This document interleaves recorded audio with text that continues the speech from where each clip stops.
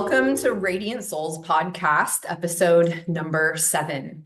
Today, I am excited to welcome onto this episode Jessie Fraser with Valiant Wellness. Jessie is a core vitality coach and a wolf method, non-surgical restorative body worker. I met Jessie in the full-time purpose conscious business accelerator. We became accountability buddies to support each other in continuing to move forward in the skills and process that we were going through with that.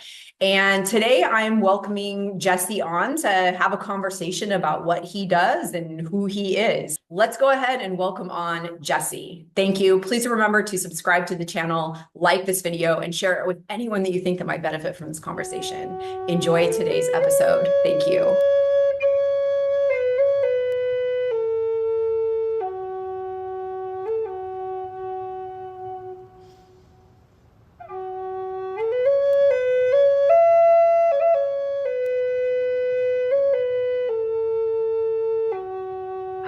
Excellent. Welcome, Jessie, to the Radiant Souls podcast. Thanks for Thank being you. here today. Oh, pleasure. Thank you for inviting me. Yeah, I already shared an intro that let everybody know that we met in the full-time purpose conscious business accelerator and became sort of, I guess we could say, accountability buddies a little bit. I Yeah. mean, we were holding ourselves accountable there for a while. Yes. And yeah, and I know you are a core, tell me what the type of coach is, the title. I said it in the intro, but what is it you do? Yeah. Core vitality coaching. That is my new brand. But what that is I get to the most valuable part, I believe, of a person, of a soul, and that is the longevity, the integrity to yourself. And we uncover many parts of what has been or could be holding you, keeping you stuck, keeping you in this struggle. And what I do is I help with the visceral part in unlocking that. And what that does is it restores the life force that was stuck in and was caught up in that back into your body where it belongs. When So you say that's the visceral part, is that weaving in the other part of what you do with the non-surgical restorative body work? Is that, correct. when you say visceral, what you're referring to? Yeah, so that is the other piece of what I do as well. So the coaching aspect is I intuitively go into the story, the relationship that you have with yourself, and we intimately get to know what um what your history is about. And then what I do is I coach you through the where we are now. And the where we are now leads me into, okay, well, this is why there's pain in your shoulder. This is why there's pain in your neck. This is why there's pain in your back. And that part is the physical component of what I do, which is the body work. And what I do is I unlock and help you get out the calcifications and crystallizations that were locked and stuck in there due to the emotional feedback loop that had been cut off for whatever reason within the knots in your thoughts. I like that, knots in your thoughts. Like there's Yeah. like issues in your tissues and knots in your thoughts. And I've heard you Yeah. mention both of those Causes the pain in before. your frame.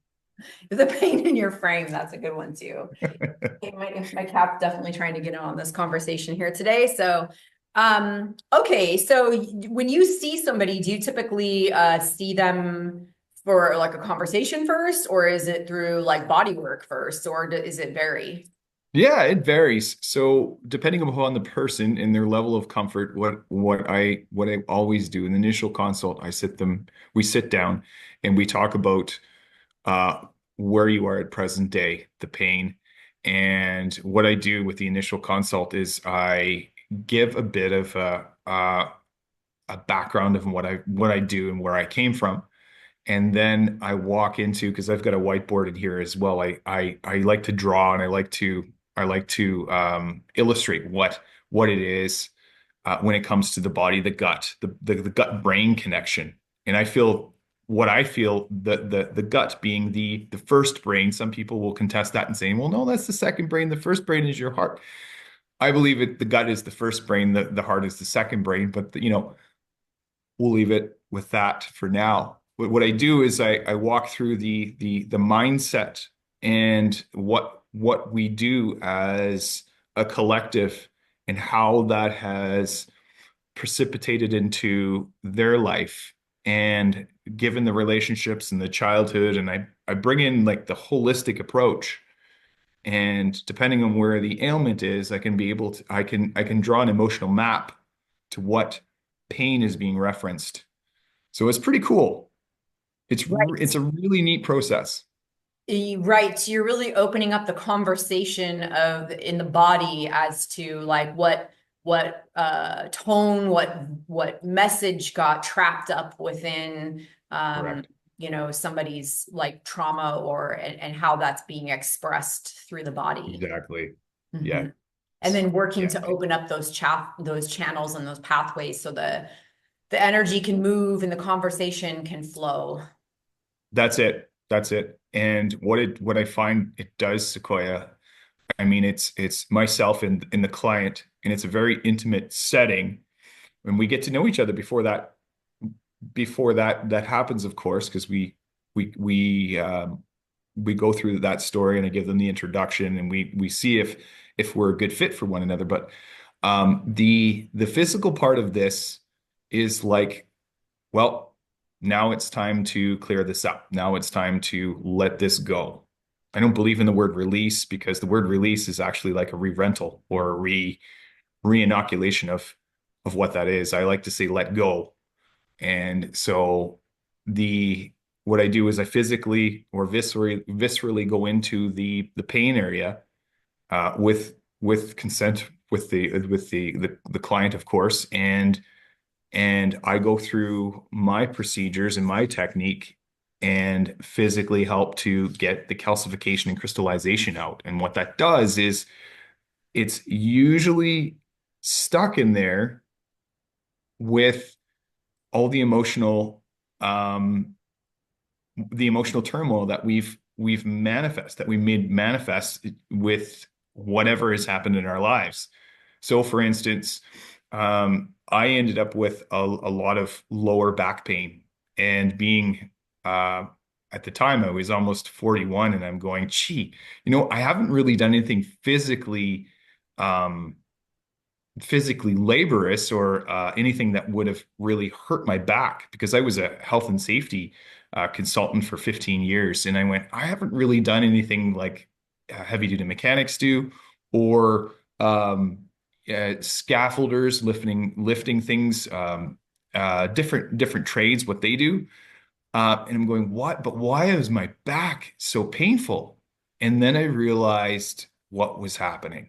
And what was happening was I was putting the pain in my frame with the knots in my thoughts and the issues in my tissues. And what that was my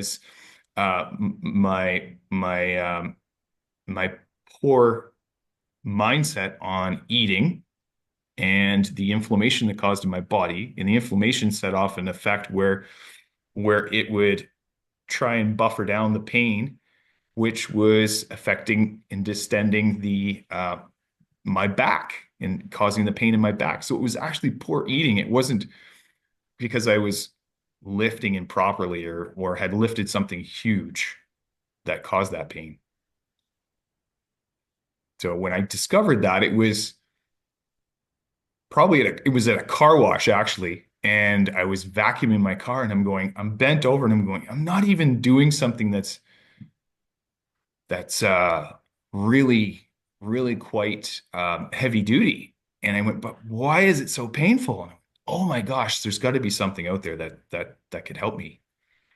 And long and behold, that thing fell in my lap.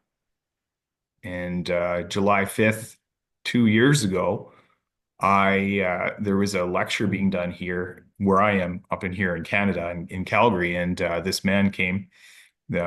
And what he did was he said, "Well, this is basically the holy grail of of the pain, and based upon the mindset and the thoughts that we put in our body, that are conducive to the physical representation of what we've done.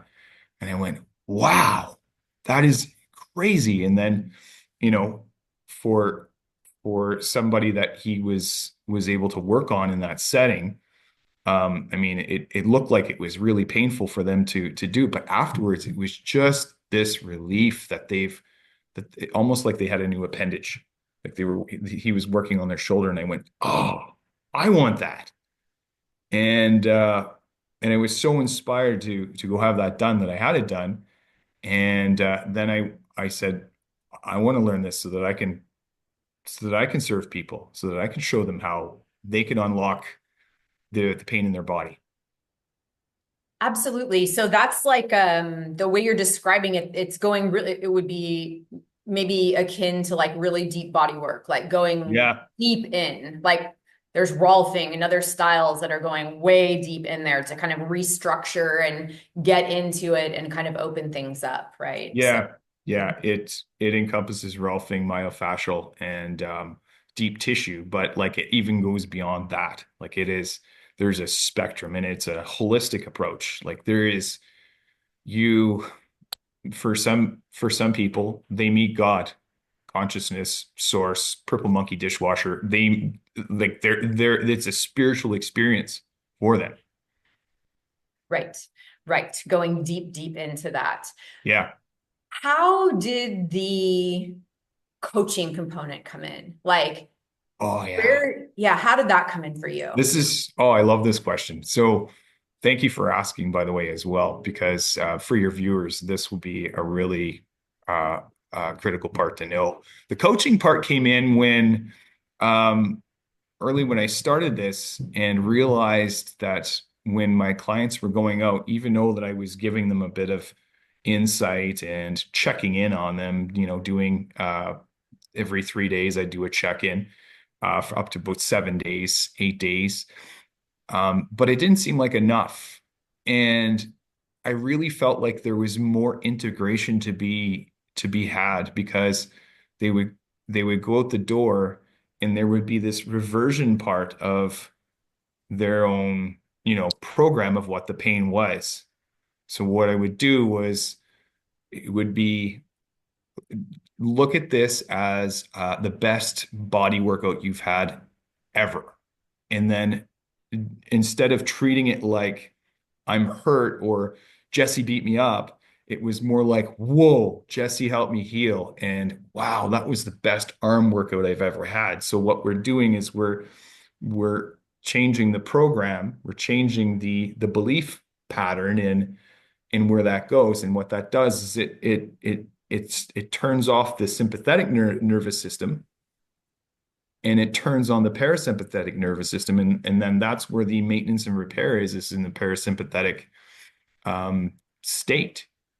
And when you're in the sympathetic state, it's more like it's not fight or flight. In moments it is fight or flight, but it's not the maintenance and repair that you need to heal. So that I found was hugely critical to do the coaching, because um, many of the treatment programs that we have out there, like physio and chiro and sometimes massage, it's just you come in and get the treatment, it feels good, it's temporary, but it doesn't ever get at the root cause of what's going on. And that's what I'm all about, getting at the root cause of what's going on and helping to change the mindset and articulate what that could be for them. Yeah, awesome. So yeah, going deep into the core, the roots, getting in there, opening it up. And Yeah, then when it's opened, meeting them in that space to start shifting the dialogue around it so they can start to tell a new story surrounding what was opened up in that space. exactly.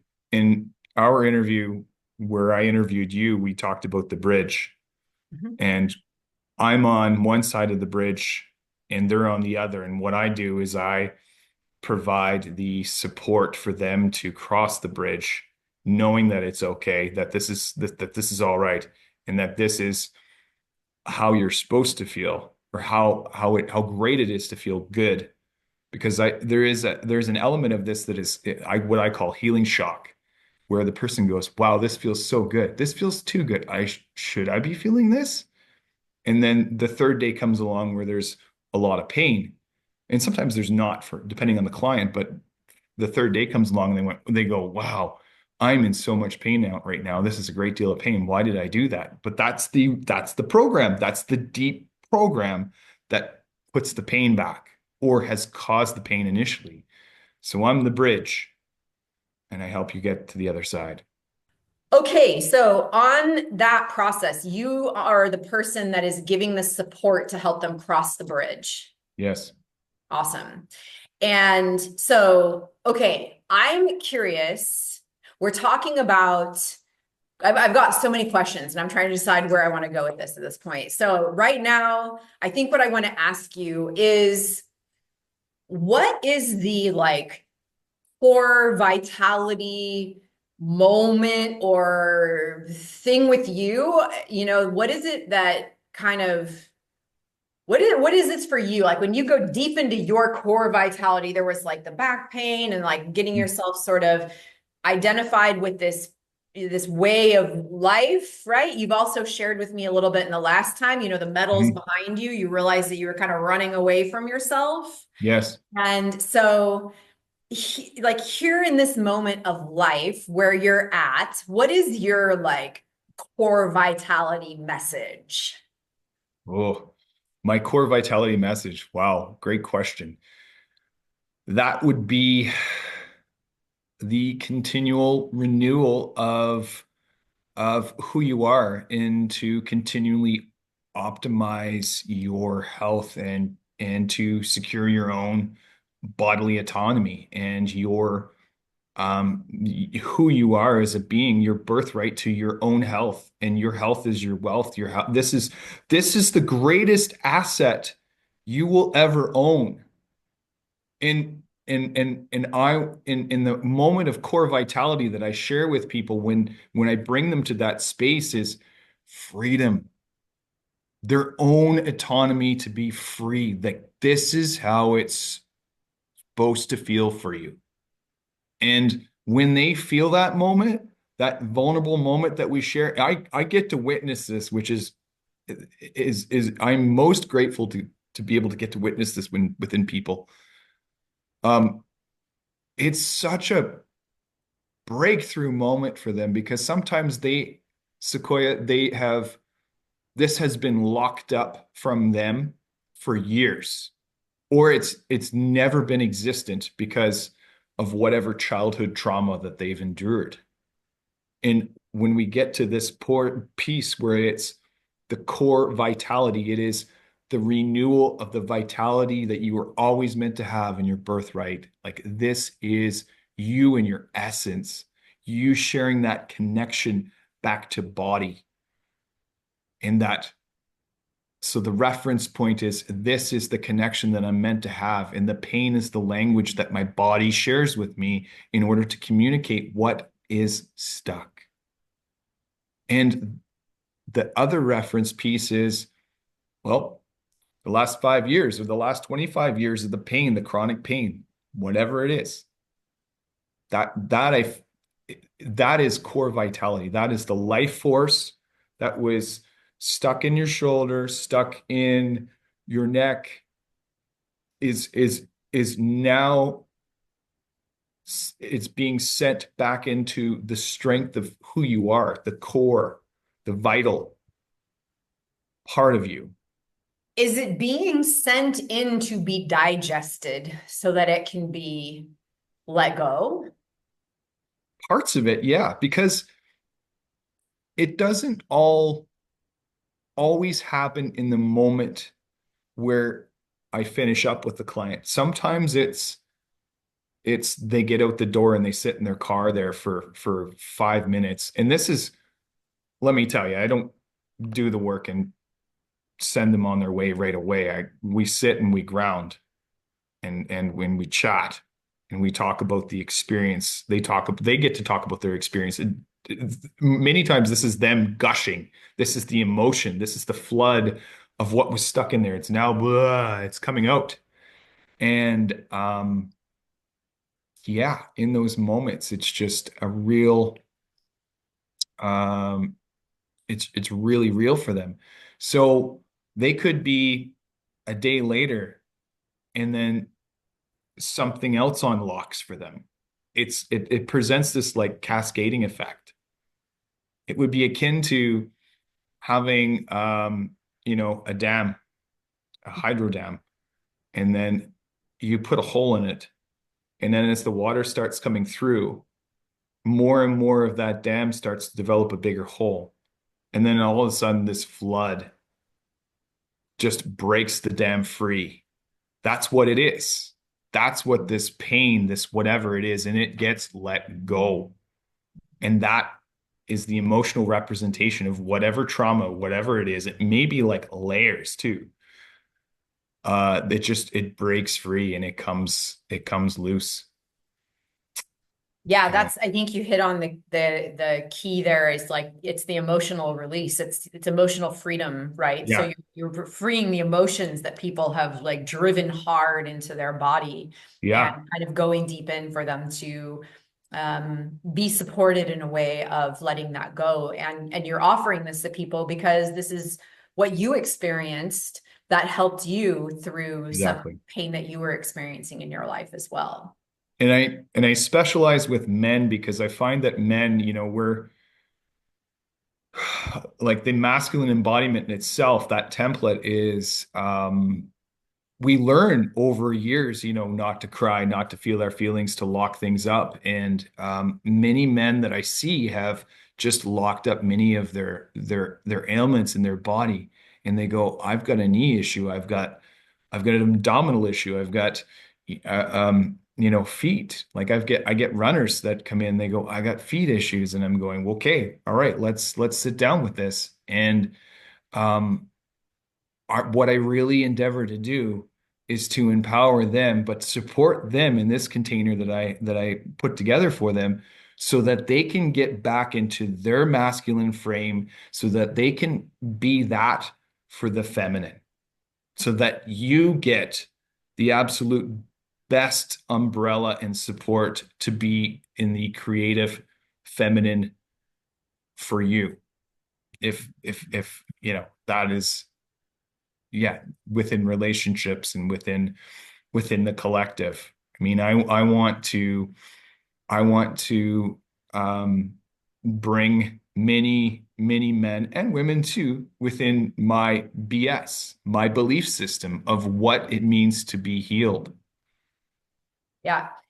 I love that you just went into the next thing that I was going to ask you about because I know a lot of your videos are like men, right? And then you go into it. And so I was going to ask you about the masculine component of it. And it's, sounds like you are really recognizing like the, role of like masculine energy of creating the space where like the feminine energy can like have the expression of their creativity, right? And Absolutely. so you're focusing on the masculine and sometimes the feminine too, but the masculine side of it so that you can support men in releasing the emotions. Because right, there has been a stigma attached to men that or the masculine that is, like toughen up, buttercup, right? Don't cry, don't feel your emotions. And I mean, I know that's not necessarily a gender thing. However, there is a cult, like a, a masculine gender role that has definitely experienced that, right? Yeah. Whereas like the feminine might be you're too emotional and the man has to be like don't have any emotions, right? So, Hmm. you Hmm. know, yeah, Yeah. so this is really going in and giving men the opportunity to open up those places within their body Yes. and free up those emotions so they can have that emotional release. Correct. Yeah. And I find that many men wait for a crisis because they don't know what the evidence looks like within themselves because they haven't done the work. They and I'm guilty of that. I'm guilty of that. I up until a year and a half ago, I hadn't really done the work. And this is my evidence to tell you that I hadn't really done the work. I was running away from my problems, 39 of them. And what it is for me was um, a crisis in a relationship that I was in with my ex-wife, and it showed up in physical form. And my body was saying, enough. I cannot keep up with what you have up here. Your stinking thinking, your monkey brain. And it came out in shingles. It came out in gut issues. It came out in calcifications in my own body, like my back, my shoulder, my limbs. And being that I was a runner, a marathon runner, I needed my feet and my legs. And my feet and my legs were some of the worst issues that I had in my tissues. So yeah, again, us men, we tend to look for a crisis as we need some sort of physical evidence that there's something wrong in my body. Okay, I guess now I've got to go do something about it. Versus what I find with my female clients, my clients that are women, they you feel a lot of things, and you know what generally when it's the time to do something about it. Okay, I've got to do this. This is appropriate. This, okay, yeah, that doesn't feel right. I'm going to talk to somebody about it. You emote, and you're very good at it. So definitely. Like I think I don't remember, but it feels like maybe in the conversation I had with you, I talked a little bit about like, the masculine feminine balance within a little bit, right? Mm. And um and I've had struggles with tuning into my emotions and being able to communicate them. So I, have had issues in my tissues from pushing myself beyond the limits and ending up with the physical issues then later that I'm just like, oh man. What is this? Right. And it's like I know, right? Or just knowing that there's a lot of emotions trapped in these places within the body where it's went to like the weak spots and decided like, oh, you don't want to process me, then we'll go live out here for a while, right? Until you Yes. decide, and we'll just keep building, building, and building until you decide to pay attention to me, right? Yes. And it's I kind of think of it like fasting or detoxing, right? If you do Mm. it, if you've never done it and you decide to do it, and it's like you've been eating unhealthy your whole life and worse lifestyle and you detox, it's going to be horrible, right? It's Yes. going to really hurt. It's going to be really miserable. But Yeah. if you change what you're doing and continually detox, it's Mm. eventually going to not be as bad, right? That's right. That's Yeah. right. Yeah, you continually unload versus, yeah, the abrupt, okay, I've got to fast. I'm doing a 6-day fast. How am I doing this? Right. And I think some people, it's even just like the afternoon feels like scary. Hmm. What, Yeah. not me for just a half day. Yeah. Okay. So what is it? What do you want to share here in this moment? Like, what have I not asked you that you would want to talk about? Very good question. Um, I I really I want to share a bit more of my background because I would love for that to be something that resonates with your viewers. I mean, I spent 15 years as a health and safety officer, consultant, advisor, and I I collected a lot of information about myself, and I worked away a lot. I worked away from my wife at that time, my ex-wife, and what I what I figured out while I was away was eventually um, we had my daughter. And if I was going to be able to be all that I was when I was at home, then I really needed to take care of myself away. And if I was going to be an ambassador for health and safety, then I also wanted to have an outlet for that. I also wanted to represent that. So this became the challenge to myself to uphold. If I wanted to be an athlete, then I had to train for it, that I had to have the what I wanted to have the mindset for it. Um, I I became a true believer in what I ate, what I was eating. I would even bring, in some cases, my food in. I would when I flew up north to work, I would bring some of my food with me because it would be specific to what I was what I my meal planning, my prep at that time. And I mean, some of the food that was supplied in those camps were wasn't the greatest. Um, so I really spent time and research into learning about what was good food, what was structured water, what the difference between regular tap water and structured spring water was, what the effect that it had on the body, and then really studying myself, using myself as that bit of not only evidence but as a proving ground for what that could be. And what I found was the more I researched, the more I applied to my own health and my own wealth and my well-being. And the more I did that, the more I learned. And the more I learned, the more I wanted to share. And I was one of my lovely friends says, when you learn something and you learn it and you become aware of it, it is no longer yours. It's something that is meant for other people now. And I resonate with that. So in my career, my 15-year career with health and safety, I became the carrier of many stories for people because let's face it, the men and women many times just wanted to be heard. They wanted somebody to listen. And if I was that person that listened to them, my thought was then that would help them offload and let go of many of the things that were troubling them at home. And the biggest find, Sequoia, that I had was when it came to when we would have an accident or an incident on site, it was not because of their complacency. It came back to their mindset and how they felt they were.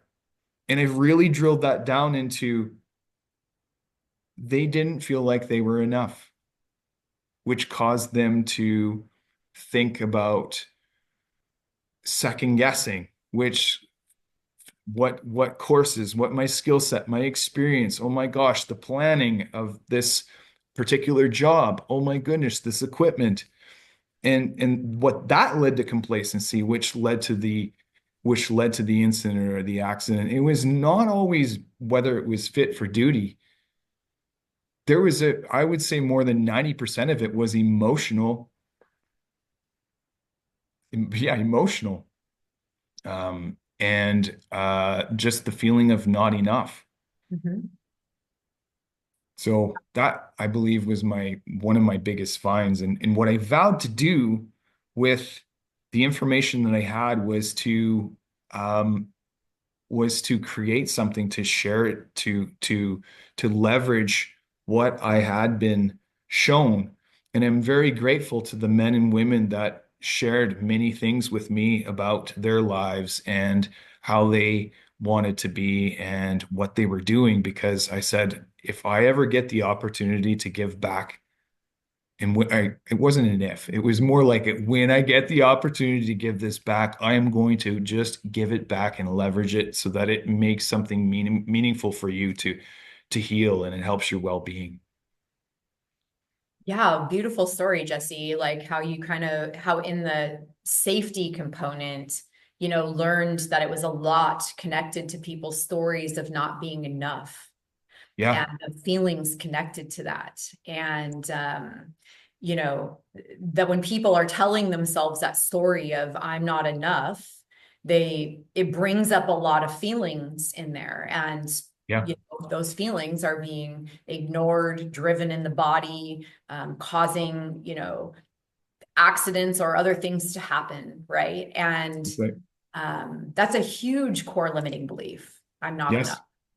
And that would show up in, well, I've eaten too much today, or I have not drank enough water today, or I haven't planned for this job today, or oh, my wife is really angry with me because of the conversation we had this morning before I left for work, or and sometimes that was me.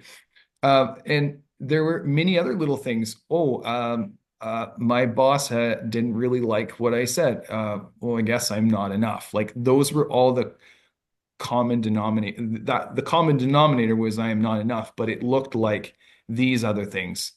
Well, I guess I will try, or you know, Right. that's what it showed up as. Right. Because frequently, people aren't sitting around thinking the thought, I'm not enough. They're just feeling a certain way and thinking about the way people are treating them. And it's all jumbled around. It's all just inside of them. And they don't know how to unpack all of it. Right. So Exactly. until, like you said, it becomes a crisis, whether an accident or a situation in the body that drives somebody to the point where they're like, let me contact Jesse because Jesse has this way to help me get all this information out. You're like an acupuncturist, just instead with like the We'll expedite this process for you. right. Um, okay, so what is your current work, right? We're always doing work. There's always another step. So for Yeah, you, if you're willing to share personally, what is the current certainly. thing you're I'm working on? working on a few projects. The What I'm working on now is to put the nuts and bolts on what I believe will be my flagship program, which is the Core Vitality program. And that um, it's called the Root Rewire Rise Project, and I'm taking seven fortunate individuals, and we're going through a 7 week process, and there will be non-surgical dovetailed with integration with a number of other little things and modalities in there. So that is something that I'm really working on right now. I'm also working on developing a couple of men's retreats where we go out into the wilderness and we really, bro down a bit and talk about the vulnerabilities that we wouldn't normally get to talk about with other people around and that support. And meanwhile, it goes through a bit, developing a bit of an activity with that.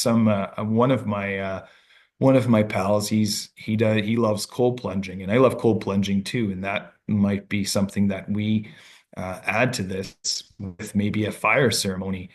And being that we're so close to the Rocky Mountains here in Calgary, uh, being about an hour away, it's nice to have that as our backdrop and our Mother Nature's container there.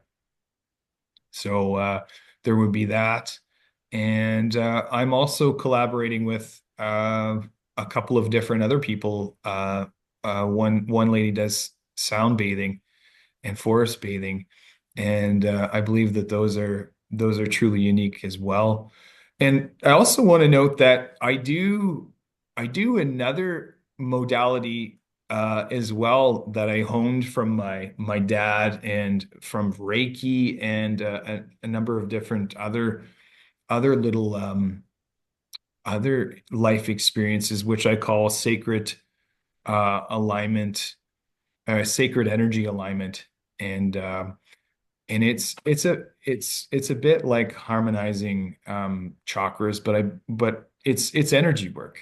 It's energy work in itself, and I have my own massage table for that. So I'll be working in a group setting with this lady that does the sound bathing and forest bathing. So lots of little projects on the go, and I'm really excited about it. Excellent. That's awesome. And I have one question for you regarding that. What's your biggest challenge as you move into retreat? I think you said 7 week or 7 month men's group. 7 week, yeah. 7 week men's group, and going into kind of collaborating with somebody and doing the sacred energy alignment work. As you grow and as you move forward, what is the biggest challenge you're facing right now? Mm. The biggest challenge that I face right now, that is a really good question, is the one of the biggest lies that I tell myself that I get over every day, which is, um, am I really made for this? Which is another, am I good enough? Mhm. Um, am I really good enough? Lies. And you know, there, I believe it's the, it's one of those one of those situations where you find yourself feeling like imposter syndrome, the imposter syndrome, the expansion of what you're doing. Meanwhile, you're going, is this really what I want? You're curious about it, but there is that old belief system within you that is, nah, is this really what you want to do? That's what my biggest challenge is, I believe, on a daily. But I mean, my company is called Valiant, and I believe Valiant is being courageous, and courage is really just fear being known. So that is, I'm the ambassador for that, and that is one of my mantras that I use to get through that. Absolutely. So you recognize that your biggest challenge is doubt that comes Mm, in, that kind of makes you question whether you want this, whether you're made for this. And yeah, ultimately, as a valiant being yourself, you're facing the doubt, the fear, the obstacles that come up, and mhm. stepping forward with courage and doubt. Yeah, yeah. I mean, that I believe is consciousness. That is God's way of leveling you up. You know, when you're coming up against the challenge, and you rise to the occasion, and you follow through with it, no matter how fearful you are, on the other side is pure bliss. And that pure bliss and that up leveling is God, consciousness, source, purple monkey dishwasher's way of of just growth in your life, showing you what you're made of. And those are meant to be there for your just love, the love of who you are, the growth, the expansion. And I get in my head, on a daily with things, but what I look at, sometimes I'm not in a flow state, but what I get to look at, Sequoia, in these moments is, okay, I think this is God's way of showing me the hardship so that I know how to be aware of this in someone else, so that I can intuitively show them that this is normal. I mean, let's face it, like, there are so many good things going on in this crazy world right now. But I mean, we cannot let them control us. We've got to be we've got to be able to find a way to regulate our own system, this asset. No one's going to do it for us. We've got to learn how to do it for ourselves, and we're going to come up against challenges every day.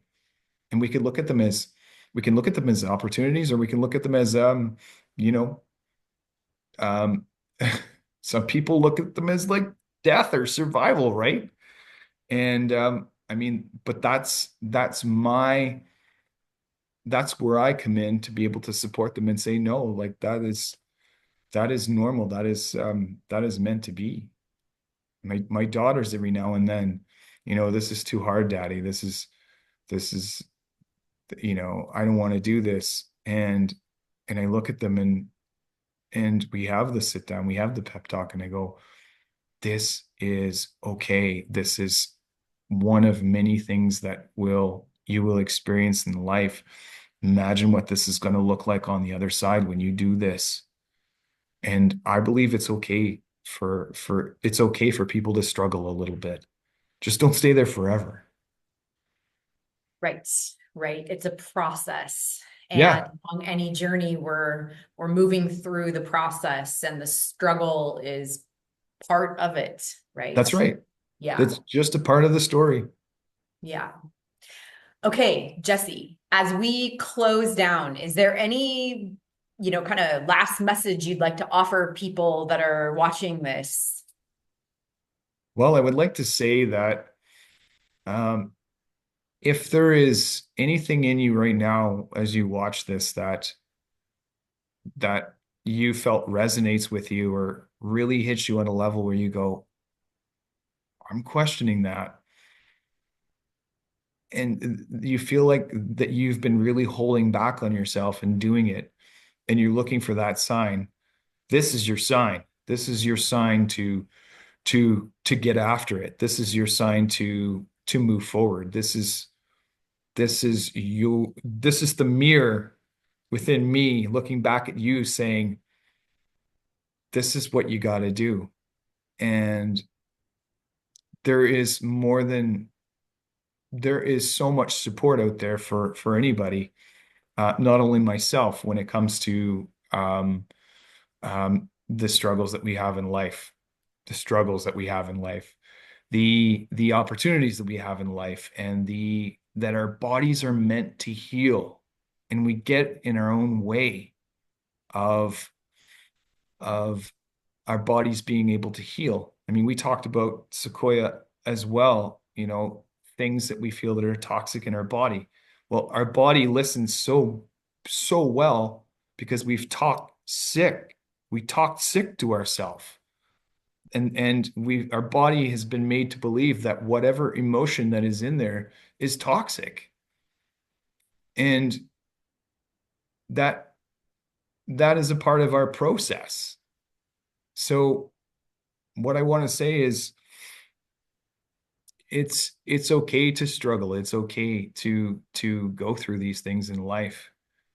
What is not okay is to hold yourself back from whatever that is that has been poking at you to do something about it. And is that whenever it is, sometimes it is getting the support, like you, the Yeah, bridge to move through it, that's right? right. To cross Yeah. it. So Yeah. with that being said, how can people find you? You can find me at thevaliantlifestyle.com. And if you would like to shoot me an email and um, you would like to do something more personal or you have an inquiry, I'm at info@thevaliantlifestyle.com. And you can also see me on my YouTube channel, which is The Valiant Lifestyle, and plug that Give into him your a search bar.